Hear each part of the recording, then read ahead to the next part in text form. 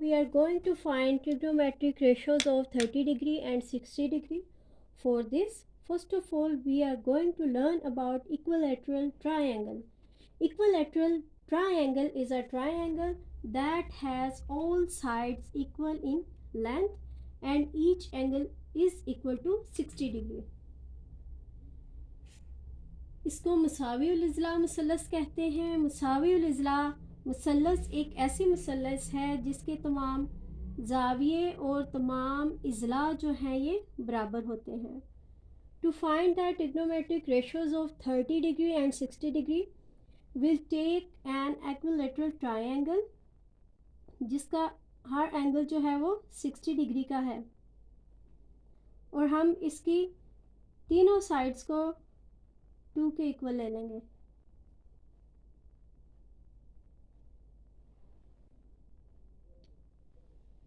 Point A से हमने एक परपेंडिकुलर लाइन ली है जिसने BC को पॉइंट डी पर काटा है, कता किया है, जिससे ये लाइन जो है ये 2 इक्वल पार्ट्स में डिवाइड हो गई है। BD is equal to DC। अगर इस लाइन की लेंथ 2 है तो ये पार्ट 1 के इक्वल हो गया और ये पार्ट भी 1 के इक्वल हो गया है। अब हमारे पास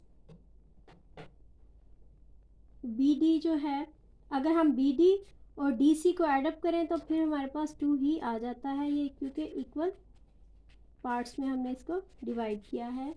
जब हमने पॉइंट A से एक परपेंडिकुलर लाइन ली है तो ये जो 60 का एंगल है ये भी 2 इक्वल पार्ट्स में डिवाइड हो गया है।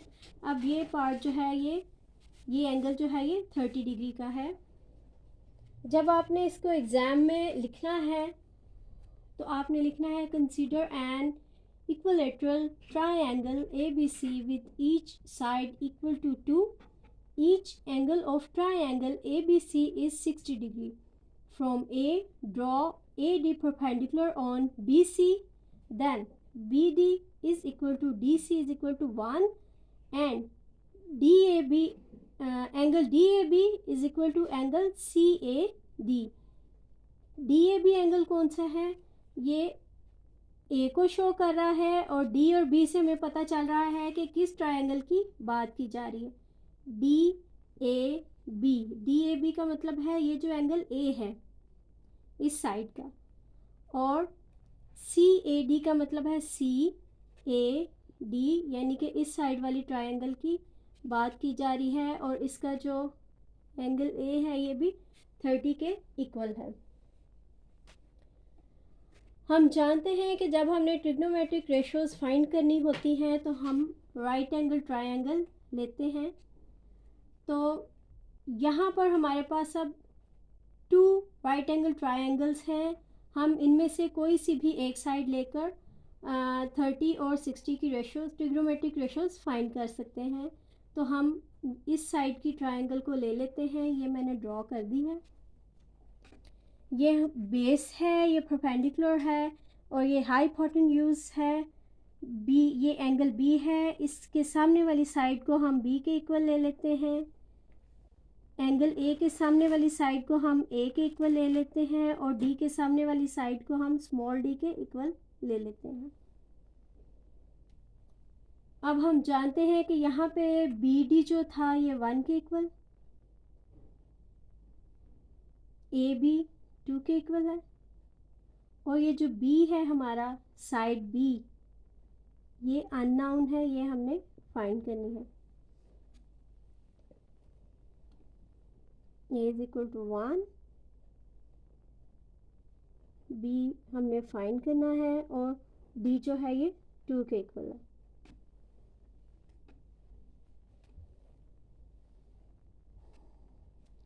साइड फाइंड करने के लिए, साइड जब अननाउन हो तो हम, और 2 साइड्स हमारे पास नाउन हो तो हम पाइथागोरस थ्योरम इस्तेमाल करते हैं। बाय यूजिंग पाइथागोरस थ्योरम यानी मसला फिसागोरस की रो से, hypotenuse square is equal to base square plus perpendicular square. Hypotenuse होता है वितर, वितर का मुरब्बा,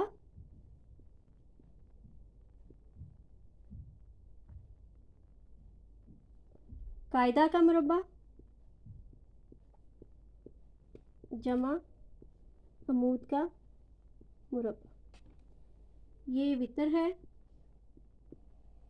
ये अमूद है और ये कायदा है।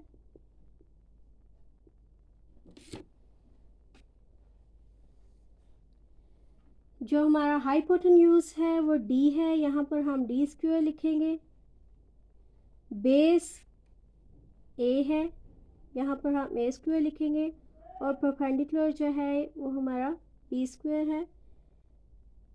डी स्क्वायर यानी कि 2 का square, A square 1 square because A is equal to 1,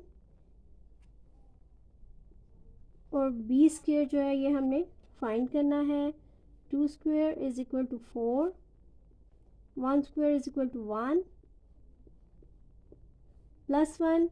जब हम इक्वल के लेफ़्ट साइड पे लाएंगे तो ये -1 हो जाएगा। 4 में से 1 को जब हम सब्ट्रैक्ट करेंगे तो 3 आ जाएगा।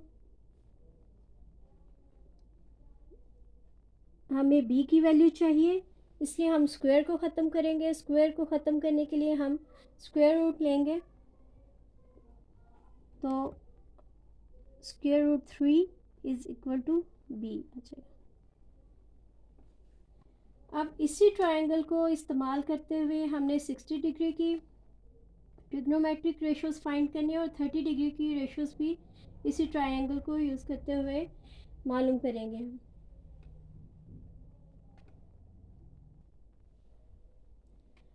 हाइपोटेन्यूज d के इक्वल है और d is equal to 2, base is equal to a and equal to 1, perpendicular जो है वो b है और b is equal to square root 3। इसी से अब हम ट्रिग्नोमेट्रिक फंक्शंस मालूम करेंगे। साइन का रेसिप्रोकल कोसेक होता है, कोस का रेसिप्रोकल सेक होता है और tan का रेसिप्रोकल कोट होता है।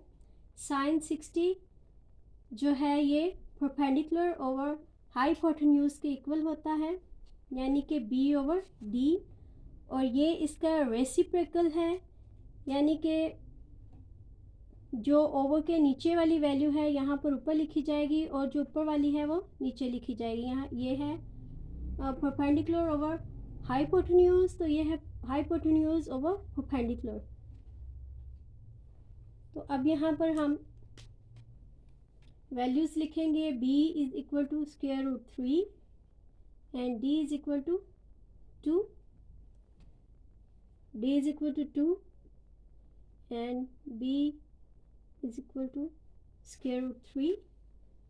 कोस 60 जो है ये बेस ओवर हाइपोटेन्यूज के इक्वल है, बेस a के इक्वल है और हाइपोटेन्यूज d के इक्वल है, तो यहाँ पर हम लिखेंगे 1 ओवर 2 और ये इसका रेसिप्रोकल है तो ये 2 ओवर 1 आ जाएगा which is equal to 1।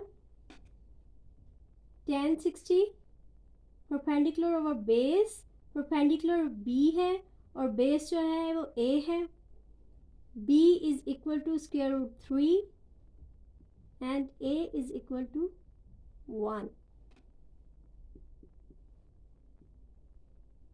tan 60 हमारा आ गया है स्क्वायर रूट 3।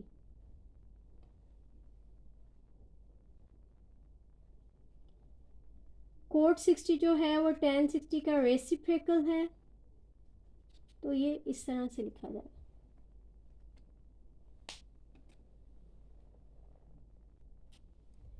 जब हमें 60 की रेशोज़ फाइंड करने के लिए कहा जाएगा तो हमने यहाँ तक लिखकर तो एंड कर देना है। अगर हमें 30 डिग्री की रेशोज़ ट्रिग्नोमेट्रिक रेशोज़ फाइंड करने के लिए कहा जाएगा फिर हमने ये पार्ट नहीं करना है, 60 डिग्री की रेशोज़ फाइंड नहीं करनी है।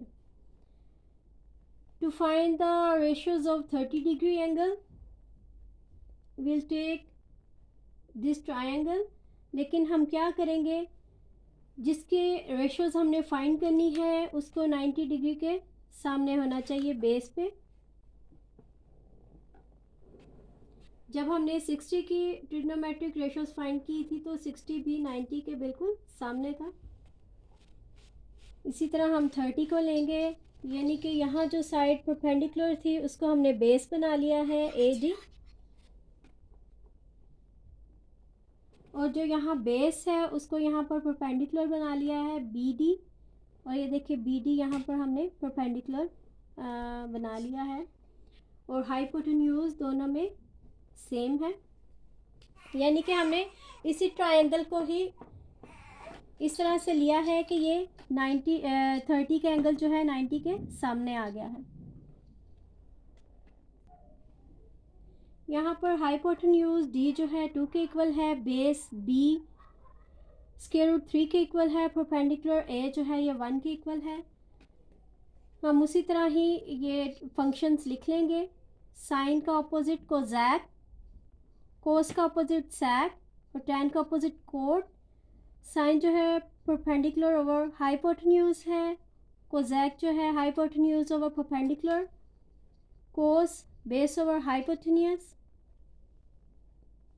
sec hypotenuse over base, tan perpendicular over base, and cot is equal to base over perpendicular। हम यहाँ पर जिस तरह हमने वैल्यूज़ पहले पुट की थी 60 की रेशोज़ फाइंड करते हुए, इसी तरह हम यहाँ पर भी लिख लेंगे। A 1 के इक्वल है, D 2 के इक्वल, 1 over D आ गया, 1 over 2 आ गया है, ये 2 over 1 है which is equal to 2, B over D square root 3 over 2, ये इसका रेसिप्रोकल है इसलिए ये 2 over स्क्वायर रूट 3 आ जाएगा।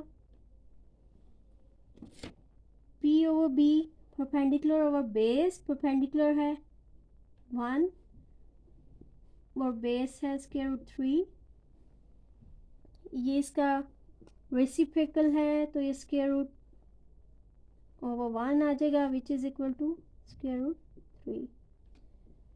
Hence, we have find trigonometric ratios of 60 degree and 30 degree.